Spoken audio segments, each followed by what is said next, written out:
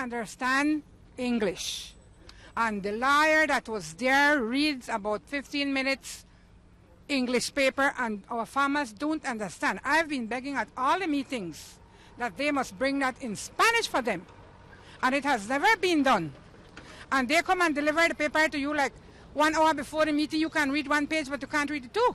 For the farmers that voted, we are asking them now to join our cause. We have not said that we don't want a crop.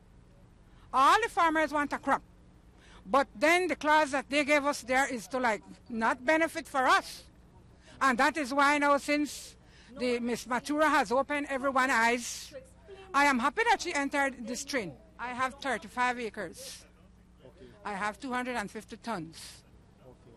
And at this time, only the harvesting will cost me $30 to remove it from where it is to the factory. Only the harvesting. Not the planting, the preparing, the seed, the fertilizer, nothing.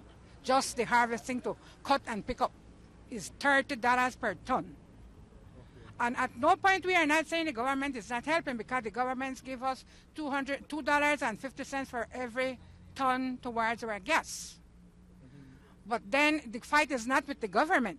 The fight is with BSI and ASR, because they are trying to underpay us for our hard work in the fields.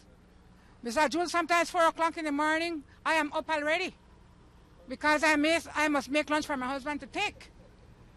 He comes back 11 o'clock and he's diabetic. You can see he's tired, but he has to go and work, because then nobody will put money in our pocket.